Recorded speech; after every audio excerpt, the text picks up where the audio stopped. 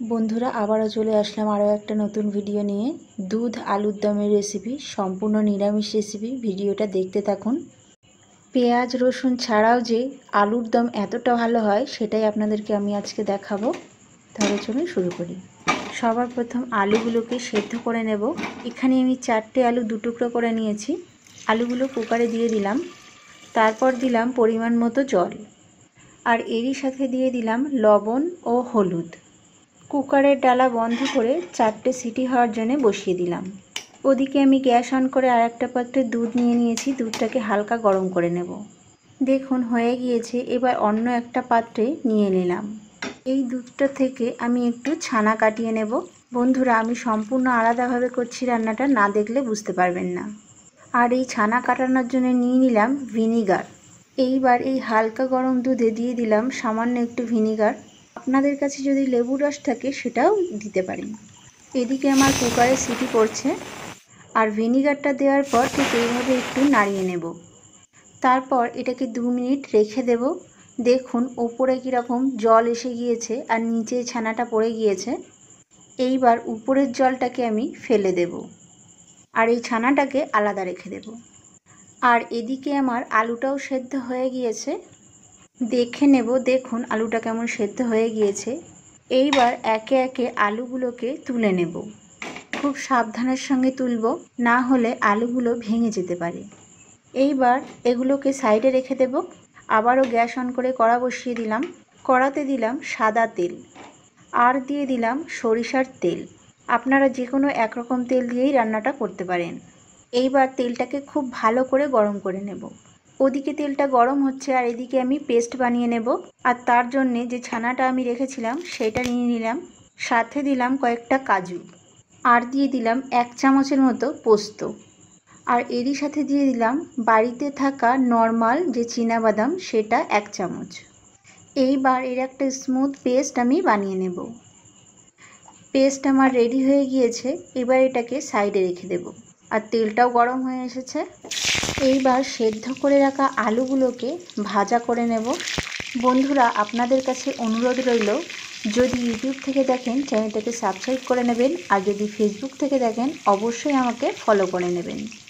আর বন্ধুরা, ভিডিওটা ভালো লেগে থাকলে লাইক, কমেন্ট ও শেয়ার করতে ভুলবেন না।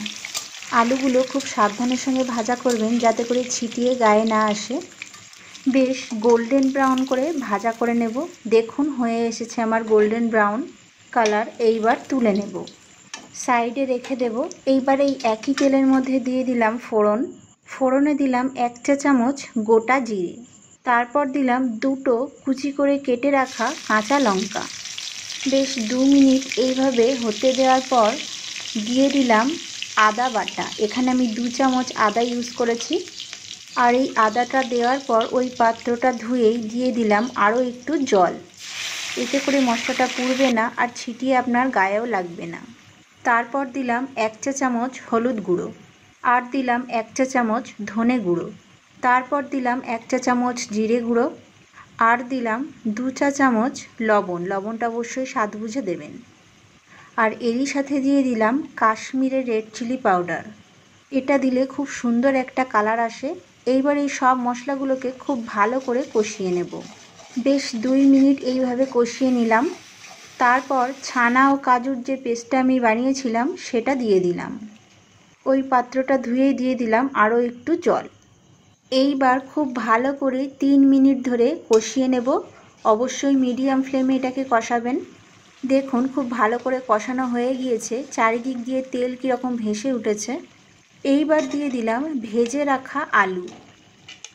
আলুগুলোকে দিয়ে আবারও খুব ভালো করে একটু মাখিয়ে নেব, আর আরও 1 মিনিট ধরে কষিয়ে নেব। বেশ 1 থেকে 2 মিনিট ধরে আরও ভালো করে কষিয়ে নেব। তারপর একটু ব্যালেন্স রাখার জন্যে দিয়ে দিলাম চিনি। এখানে আমি 1/2 চা চামচের মতো চিনি দিয়েছি। আপনারা চাইলে স্কিপ করতে পারেন। এই চিনিটা দেওয়ার ফলে এই তরকারির স্বাদটা ব্যালেন্স হবে। তারপর দিয়ে দিলাম আগে থেকেই ফুটিয়ে রাখা দুধ। এই দুধটা কিন্তু গরম দুধ, ঠান্ডা দুধ আপনারা দেবেন না। আর উপর থেকে দিয়ে দিলাম ক্রাশ করে রাখা কাসুরি মেথি। এইবার আরও একটু নাড়িয়ে নেব। তারপর ঢাকা দিয়ে 5 থেকে 6 মিনিট এটাকে হতে দেব। অবশ্যই মিডিয়াম ফ্লেমে হতে দেবেন। বন্ধুরা, পেঁয়াজ ছাড়াও আলুর দম যে এতটা টেস্টি হয়, একবার এইভাবে না বানালে বুঝতে পারবেন না। টোটাল 7 মিনিট পর ফিরে আসলাম।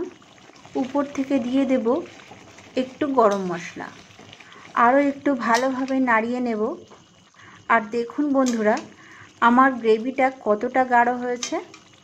গ্রেভিটা আমি এরকমই রেখে দেব। রেডি হয়ে গেল আমার দুধ দিয়ে আলুর দম। বন্ধুরা, নিরামিষের দিনে এইভাবে আলুর দম করবেন আর সবাইকে খুশি করে দেবেন। আশা করি নিশ্চয়ই ভালো লেগেছে ভিডিওটা। দেখা হচ্ছে নেক্সট ভিডিওতে।